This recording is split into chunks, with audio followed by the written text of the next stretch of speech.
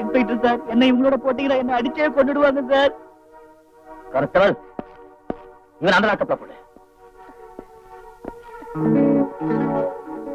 நன்றி கெட்ட தட்டி பயலே, உன்னோட எலும்பு கூட நான் விட்டு வைக்க மாட்டேன்டா.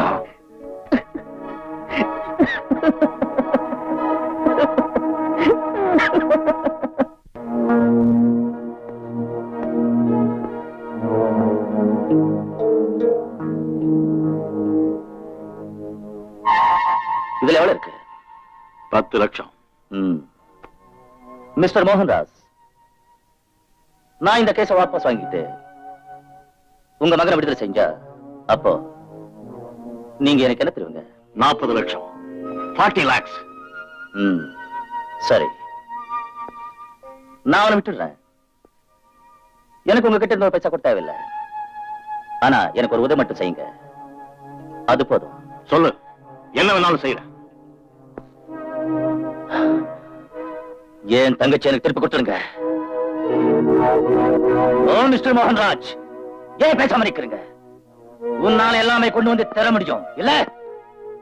பண பலத்தால் உலகத்தை ஆட்டி படைக்கிற சொல்லு, என் தங்கச்சியை திருப்பி தர முடியுமா? முடியாதுல்ல? பின்ன எதுக்காக இந்த நோட்டு கட்டைகளை பொட்டையில் அடுக்கி வச்சுக்கிட்டு என் வீட்டுக்கு வந்திருக்கிற? மரியாதையா போயிடு. இன்னொரு வாட்டி இங்க கால் வச்ச உன் கைக்கு விலங்க மாட்டி தெரு தெருவா அழித்து ஜெயிலுக்கு கொண்டு போயிடுவேன். Ashok, shut up and get out.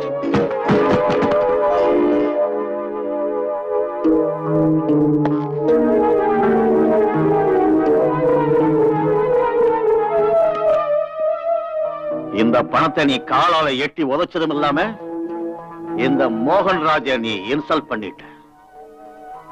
இந்த பணம் என்னெல்லாம் செய்யும்னு உனக்கு தெரியுமா? இதே பணத்தை கொண்டு என் மகனை நான் விடுதலை செய்யறேன். அவன் உன் கண்ணு முன்னால சிரிச்சுக்கிட்டே வெளியே வருவான்.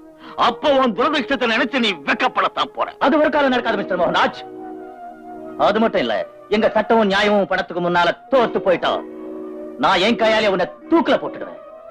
அதுக்கப்புறம் என்ன சட்டம் தூக்குல போட்டாலும் கவலைப்பட மாட்டேன். I tell you, get out, shut up, get lost. Yes. வணக்கம் சார். யார் நீ? Mohanraj driver sir. இது என்ன? ஸ்ரீகாந்த் ஐயாவுக்கு சாப்பாடு கொண்டு வந்திருக்கேன் சார்.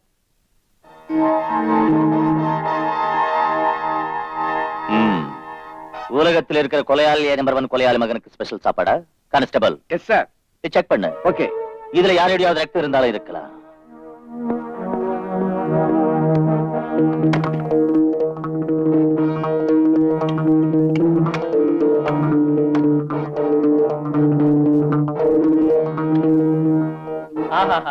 ஜெயிலுக்குள்ள இப்படி ஒரு சாப்பாடு யாருக்கு கிடைக்கும்? நான் யாரோட பிள்ளை தெரியுமா? சேர்மன் மோகன்ராஜோட. அவர் ஒரு வெள்ள அச்சா போறோம், பெரிய பெரிய கோட்டீஸ்வரம்லாம் கியூல நிப்பாங்க. அவரை சொல்றத சேர்த்துக்கு ரெடியா இருப்பாங்க. இந்த சோத்துக்கும் கறி குழம்புக்கும்.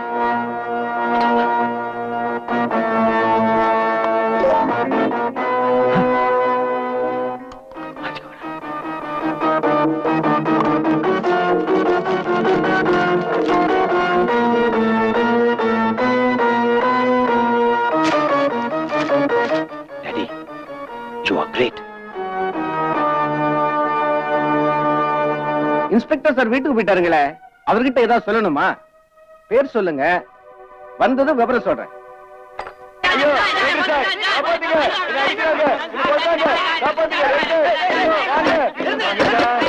எனக்கு பயமா இருக்கு. இன்ஸ்பெக்டர் கிட்ட நான் கொலைய பத்தின எல்லா உண்மையும் சொல்லிடுறேன். ஆஷாவை யார் எப்படி கொன்னாங்கன்னு இவங்க கிட்ட இருந்து எப்படியாவது காப்பாத்திருங்க. உங்க கால் தொட்டு கும்பிடுறேன், என்ன வெளியே விட்டுடுங்க, இல்லன்னா உங்க கொன்னுடுவாங்க ப்ளீஸ். சரி, 203. Yes sir. இவனை எந்த லாக்கப்ல போடு.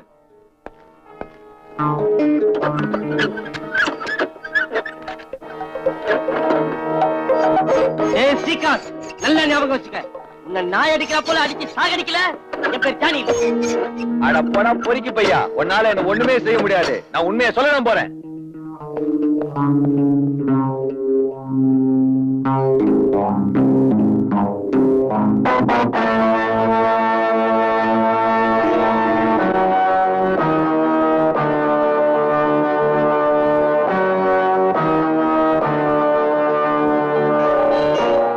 Hello hello, Mylapore police station. என்ன, ராமுங்கிற கொலைகாரன் தப்பிச்சு போயிட்டானா? ஒரு நிமிஷம் இருங்க. என்ன சார்? கண்ட்ரோல் ரூம்ல இருந்து மெசேஜ் வந்திருக்கு, நோட் பண்ணிக்க. Yes sir.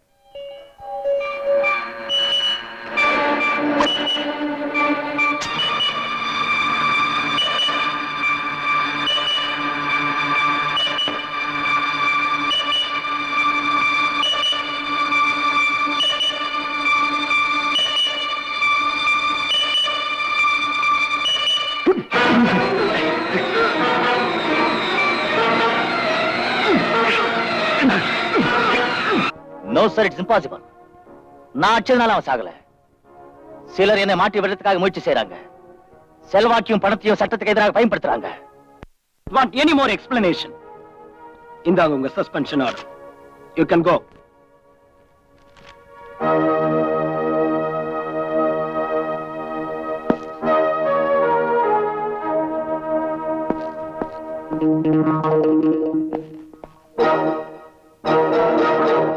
மோகன்ராஜ், உன் பணபலத்தால் இன்னைக்கு நீ என்ன வேலை இருந்து நிக்க வச்சுட்டு என்ன பழி வாங்கிட்ட.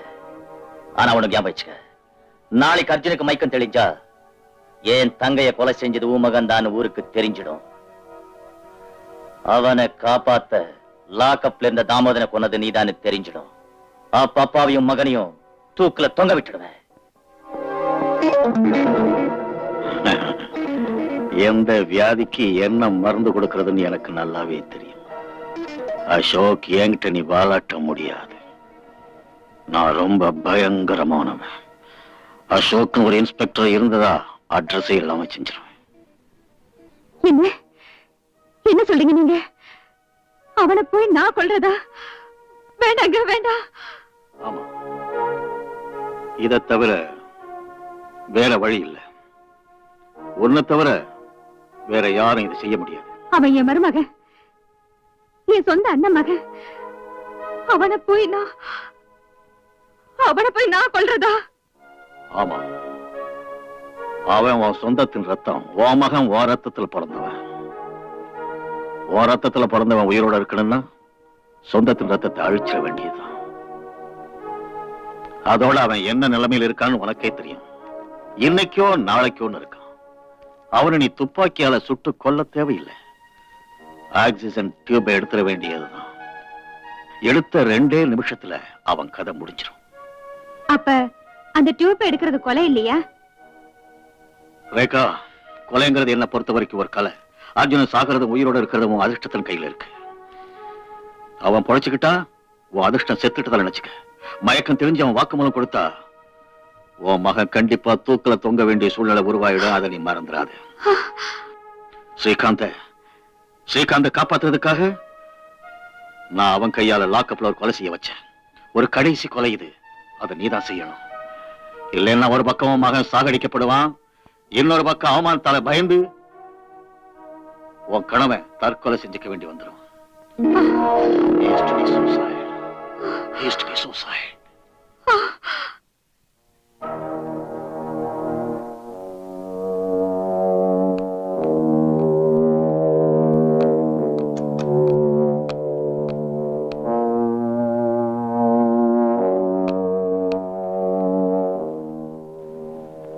அண்ணி, எத்தனை நாளைக்கு தான் உன் பையனை இப்படியே பார்த்துட்டு உட்கார்ந்துருப்பீங்க?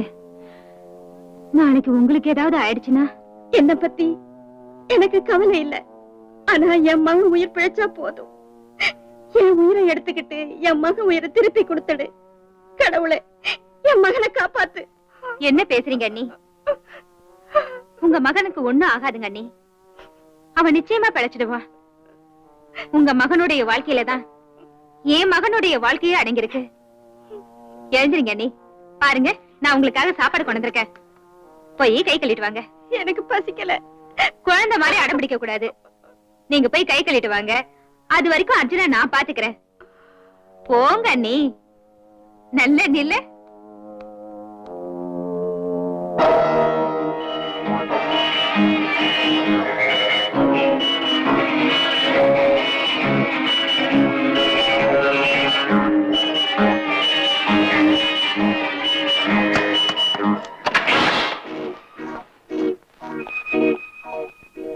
Good morning. Good morning.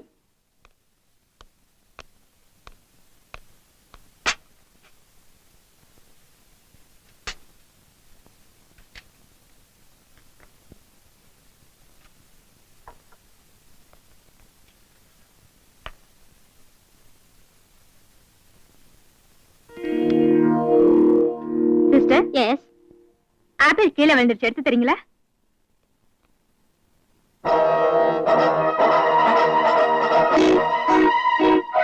இந்தாங்க. தேங்க்யூ.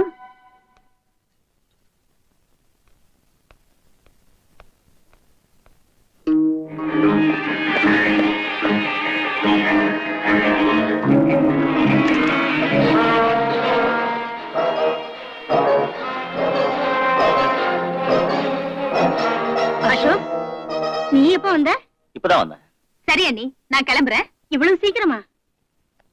இவன் தன்னுடைய காக்கி சட்ட பவரை வச்சு என் ஒரே மகனை அவனுடைய தங்க கொலைக்கேஸ்ல வேணும்னே கைது செஞ்சிருக்கான். அதனால இவன் முகத்தை நான் பார்க்க விரும்பல. அங்க லாக்கப்ல என் மகன் பசியோட காத்துட்டு இருப்பான். அவனுக்கு நான் சாப்பாடு கொடுக்கணும். வரட்டுமா? அப்புறமா வரேன்.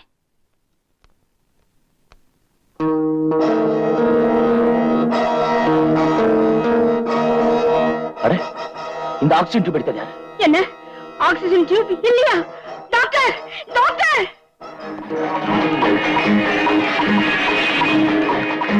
சீக்கிரமா போ. Yes madam.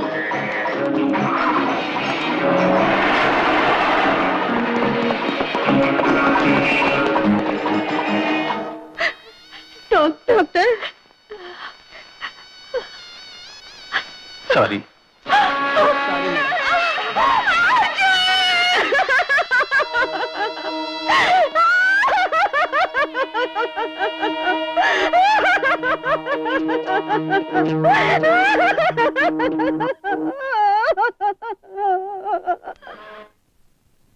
You may proceed. Marappan, Veerappan, Kolappan, Kandappan. Yes. நீங்க 4 பேரும் டிசம்பர் 18ஆம் தேதி பிரேம் ஹோட்டல்ல தங்கினது உண்மைதானே? ஆமாங்க. யுவர் ஆனர், இந்த பாயிண்ட நோட் பண்ணிக்கங்க. இந்த ஜோடி கூட அன்னைக்கு அதே ஹோட்டல்ல தங்கியிருந்தாங்களா? ஆமாங்க, தங்கியிருந்தாங்க சார். யுவர் ஆனர், இந்த பாயிண்டையும் நோட் பண்ணிக்கங்க. குற்றம் சாட்டப்பட்டுள்ள ஸ்ரீகாந்த், ரவி, ஜானி, லாக்கப்ல இருந்து போன தாமோதரன், இந்த 4 பேரும் எங்க பாத்தீங்களா?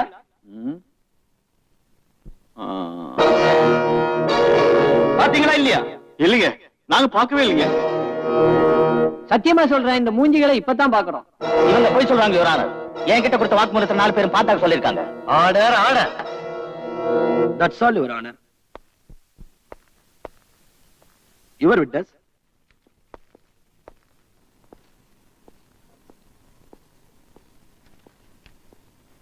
நீங்க 4 பேரும் இன்ஸ்பெக்டர் அசோக் கிட்ட கொடுத்த வாக்குமூலத்துல என்ன சொல்லிருக்கீங்க தெரியுமா?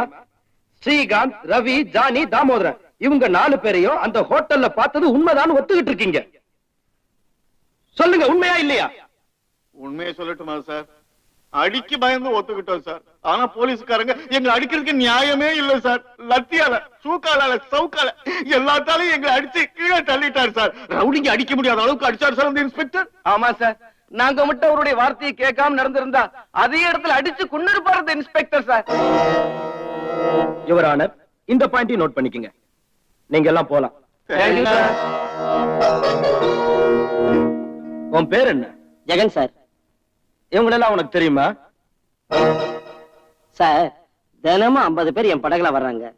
இதுல யார் வர்றாங்க, யார் போறாங்கன்னு எனக்கு என்ன தெரியும்? அன்னைக்கு நீ கொடுத்த வாக்குமூலப்படி டிசம்பர் 18ஆம் தேதி இவங்களை பார்த்ததாகவும் இவங்க துணிமணிகள்ல ரத்தக்கரை இருந்ததாகவும் நீ உண்மையை சொல்லாம இருக்க இவங்க உனக்கு 1000 ரூபாய் கொடுத்ததாகவும் சொல்லியிருக்க. சார், நான் என்ன சொல்றது? அந்த இன்ஸ்பெக்டர் அடிச்சு அடி வலி தாங்க முடியாம தான் அப்படி எல்லாம் சொன்னேன் சார். அன்னைக்கு என் நிலைமையில யார் இருந்தாலும் அப்படித்தான் சார் சொல்லுவாங்க. தயவுசெய்து என்ன மன்னிச்சிடுங்க சார். டாக்டர் ஆனந்த், நீங்க தான் அந்த லேபரட்டரி இன்சார்ஜ்? ஆமா சார். இன்ஸ்பெக்டர் அசோக் உங்ககிட்ட கொடுத்துட்டு போனாரே அந்த ஆஷாவுடைய போஸ்ட்மார்ட்டம் ரிப்போர்ட், இப்ப அது எங்க? அது என்கிட்ட இல்ல சார். அதை இன்ஸ்பெக்டர் அசோக் அவரே எடுத்துட்டு போறார் சார். நீங்க பொய் சொல்றீங்க டாக்டர் ஆனந்த். இல்ல சார், நான் உண்மையதான் சொல்றேன். நீங்க பொய் சொல்றீங்க, நீங்க பொய் சொல்லிருக்கீங்க. Objective honour. சர்க்கார் தரப்பு வக்கீல் சாட்சியை திசை திருப்ப பார்க்கிறார். Objection sustain. Thank you your honour. Srikanth உங்க ஹோட்டல்ல தானே தங்கி இருந்தாரு?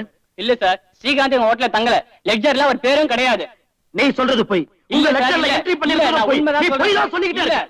வீரப்பா எனக்கு ரொம்ப பயமா இருக்கு. நாம லஞ்சம் வாங்கித்தான் பொய் சாட்சி சொன்னோங்கிற விஷயம் தெரிஞ்சிருச்சுன்னா நாம எல்லாம் செத்து பயமுடா முட்டா பய மகனே. 4 பக்கமும் கருப்பு கொட்டுக்காரங்க சட்டம் படிச்சவங்க உட்கார்ந்து இருக்காங்க. இந்த வார்த்தை அவங்க காதுல விழுந்துச்சுன்னா அடிக்கிற 7 ஜென்மத்துக்கு போதுட்டா.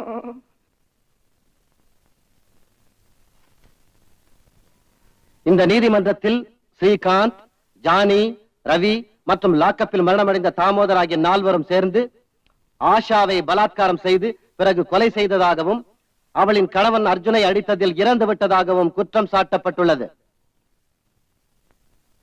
ஆஷா பலாத்காரம் செய்யப்பட்டார். அதே இடத்தில் பலமாக தாக்கப்பட்ட அவள் கணவர் அர்ஜுன் ஹாஸ்பிட்டலில் மரணம் அடைந்தார் என்ற குற்றச்சாட்டை பப்ளிக் ப்ராசிக்யூட்டரால் நிரூபிக்க முடியவில்லை. மேலும் சாட்சிகளின் வாக்குமூலத்தின்படி குற்றம் சாட்டப்பட்ட இவர்கள் 4வரும் அந்த நேரத்தில் இதே நகரத்தில் தான் இருந்தார்கள் என்று நிரூபிக்கப்பட்டுள்ளது. அதனால் இந்த நீதிமன்றம் சாட்சிகளின் வாக்குமூலத்தை நன்கு கவனித்து இந்த முடிவுக்கு வந்திருக்கிறது. ஸ்ரீகாந்த், ஜானி, ரவி ஆகிய மூவருக்கும் இந்த குற்றச்சாட்டுக்கும் எந்தவித சம்பந்தமும் இல்லை என்ற முடிவுக்கு வருகிறது.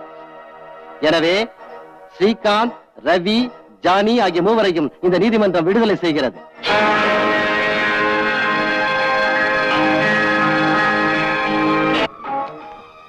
மோகன்ராஜோட பண பலம் காக்கி சட்டைய பறிச்சிருச்சு. நீதிமன்றம், உன் சட்டம், உன் நியாயம் எல்லாம் தோத்துருச்சு. You have lost the battle. You have lost it.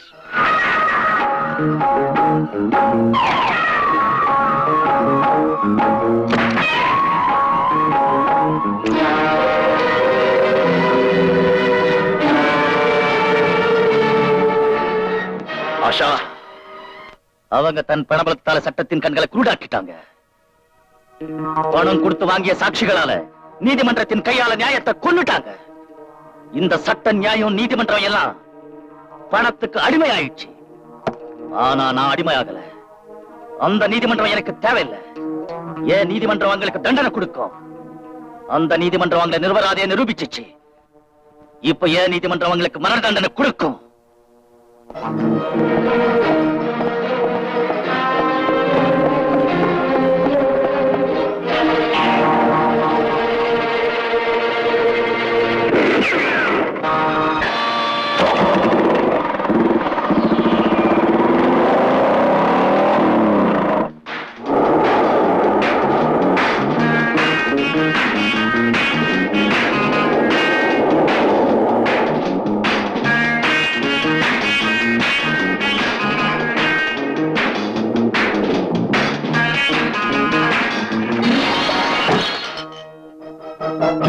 ஆமா, நானேதான்.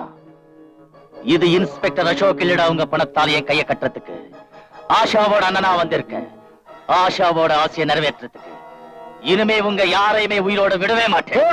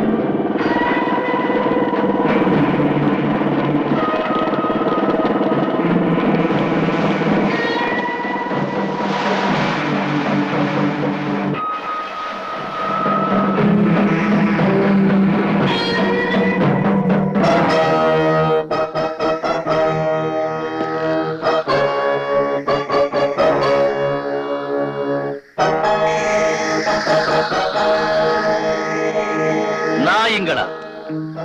பணத்துக்கு ஆசைப்பட்டு நீங்க இந்த 3 பேருக்காக கோர்ட்ல போய் சாட்சி சொல்லி தப்பிக்க வச்சீங்க.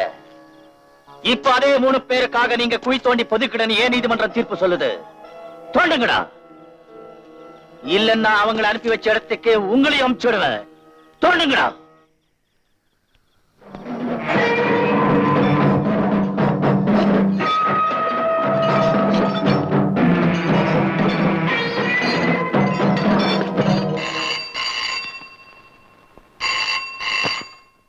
ஹலோ.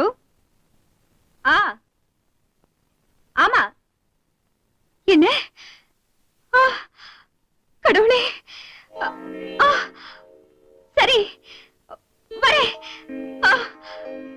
என்னங்க என்னங்க சீக்கிரம் வாங்களே. என்னாச்சு? எதுக்கு கத்துற? நம்ம ஸ்ரீகாந்துக்கு ஆக்சிடென்ட் ஆயிடுச்சாங்க. என்ன? எப்படி? பார்ட்டி முடிஞ்சு வீட்டுக்கு வரும்போது கார் ஆக்சிடென்ட் ஆயிடுச்சாங்க. Oh my God. Come on come on come on.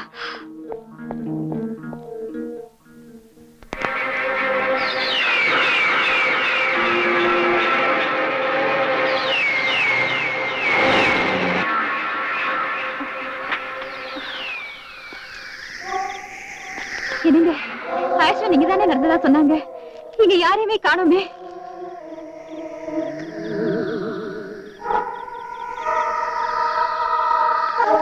Srikanth, Srikanth, Srikanth,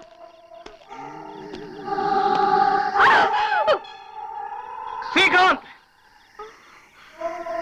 Srikanth, Srikanth, Srikanth, Srikanth, Srikanth. Srikanth.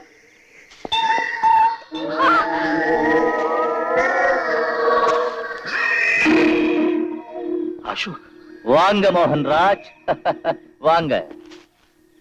உன் பணத்தினால எத்தனையோ பேர் இந்த இடத்துக்கு நீ அமிச்சிருக்கிற மோகன்ராஜ். இன்னைக்கு உன் மகன் பேரை சொல்லி உன்னையே நான் இந்த இடத்துக்கு வர வச்சுட்டேன். பாத்தியா? உளறாத. உளரல. இதுவரை நீ செஞ்ச எல்லா அக்கிரமங்களுக்கும் நான் ஒரு முடிவு கட்ட போறேன். கடவுளே, என் மகன் எங்க? நீ எதுக்கு பயப்படுறா? இவனால என்ன செய்ய முடியும்? நேத்து கோர்ட்ல நம்ம கிட்ட தோத்து போயிட்டான் இல்லையா? அதுக்கு நம்மள பயமுறுத்தி பாக்குறான். இவன் நமக்கு காது குத்துறான். இவனால ஒண்ணும் செய்ய முடியாது. டோன்ட் வரி, நம்ம மகனுக்கு ஒண்ணும் ஆகாது. பயப்படாத. அப்படியா? உன் மகனுக்கு ஒண்ணும் ஆகாதா?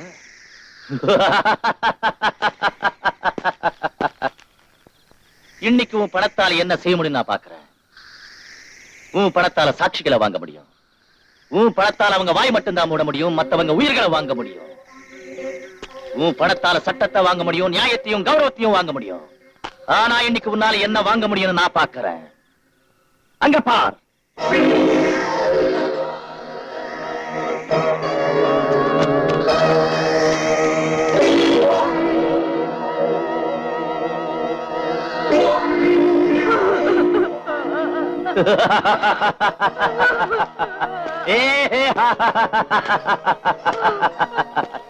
என்ன மோகன்ராஜ், உன் பணத்தால எல்லாமே வாங்க முடியும் நீ சொன்ன.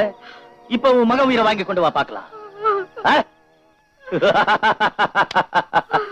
பாருங்க பாரு, உண்மையிலேயே உன் மகன் தான்.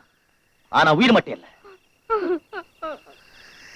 ஓ, உன் பணப்பெட்டியை திறந்து அதுல இருந்து கோடிக்கணக்கில் பணத்தை எடுத்து கொடுத்து இவன் உயிரை திருப்பி வாங்கி வா. நீ ரொம்ப இன்ஃபுளுன்ஸ் உள்ளவன் தானே, பெரிய கோடீஸ்வரன் தானே. சட்டத்தின் கைகளோட பலமான கைகள் தானே இது. அந்த கைகளால் உன் மகனுக்கு உயிரை கொடுக்க முடியுமா? இப்போ நீ உன் மகனோட பணத்தை பார்த்து துடியா துடிக்கிற. அன்னைக்கு ஒரு அம்மாவை ஏமாத்தி அந்த அம்மாவோட மகன் அர்ஜுனு கொன்ன. அப்ப உனக்கு அழுவு வரல. ஒரு அம்மாவோட மகனை ஏமாத்தி கொண்ட நீ ஒரு அம்மாவா? தன் காலடியில சொர்க்கத்தை வச்சு இருக்கிறவ தாண்டி அம்மா. ஆனா நீ உன் காலடியில நரகத்தை தான் வச்சிருக்கிற. வெக்கமா இல்ல உனக்கு? மறுபடியும் நீ ஜென்மம் எடுத்தா பெண்ணா மட்டும் பிறக்காத. ஒரு மனுஷனா வளர்க்காம நீ உன் மகனை ஒரு மிருகமா வளர்த்திருக்கிற. ஊருக்கெல்லாம் சொல்லு, உங்க மாதிரி பணக்காரங்கெல்லாம் சட்டத்தையும் நியாயத்தையும் ஏமாத்தினா கடைசியில கிடைக்க போறது உன் பையனுக்கு இருக்கிற இந்த மண்ணுதான். இந்தா போடு மண்ணு, போடு மண்ணு. என்னால முடியாது. முடியும் மேடம், கண்டிப்பா முடியும். முடியலன்னா உன் மகன் கோடிய உன் புருஷன் கூட போய் சேர்ந்துடுவான்.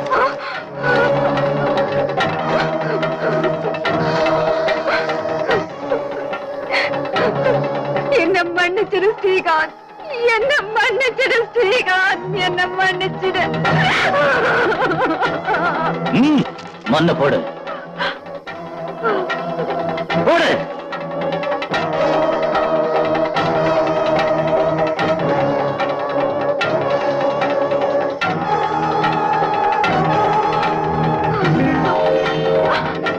என்ன வேடிக்கை பாக்குறீங்க? மூடுங்க, குழிகள் மூடுங்க.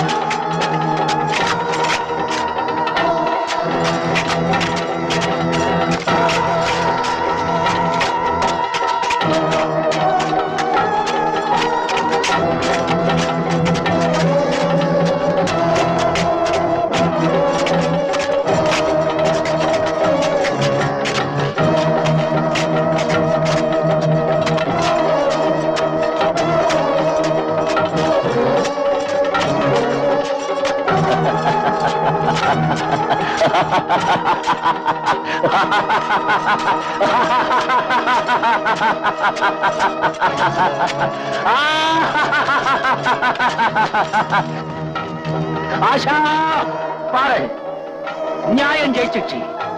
ஏன் நீதிமன்றத்தில் சரியான தண்டனை கொலைகாரங்களுக்கு கொடுத்துட்ட ஆஷா?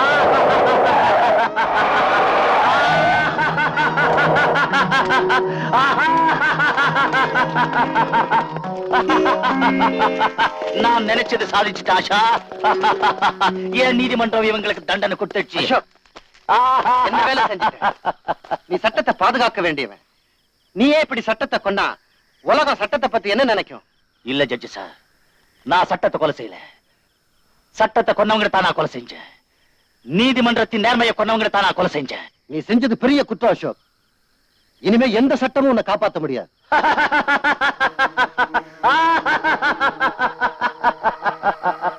பரவாயில்ல, என்ன பத்தி கவலைப்படல. ஆனா ஒண்ணு மட்டும் தெரிஞ்சுக்கங்க ஜட்ஜி சார், இனிமே எந்த பணக்காரனும் சட்டத்தின் கைகளை பணம் கொடுத்து கட்டி வச்சு நியாயத்தை தண்டிக்க கூடாது. சட்டம் பணக்காரங்க கிட்ட ஏமாந்து போயிட்டா நீதிமன்றத்தில் நியாயம் கிடைக்காது, அநியாயம் தான் நடக்கும்.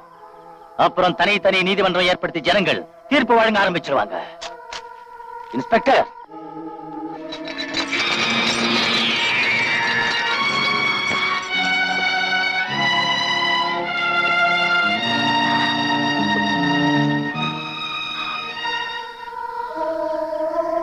பிரமிளா, நான் போறேன். ஒருவேளை வேண்டாம், ஒண்ணும் சொல்லாதீங்க. நல்லதுக்காக தானே குற்றம் செஞ்சிருக்கீங்க. இந்த சமுதாயத்துக்கு நீங்க ஒரு உதாரணமா இருந்துட்டு போறீங்க. நான் இப்படிப்பட்ட மனுஷனை காதலிக்கிற நினைச்சு பெருமைப்படுறேன். நீங்க வர வரைக்கும் நான் உங்களுக்காக காத்துட்டு இருப்பேன்.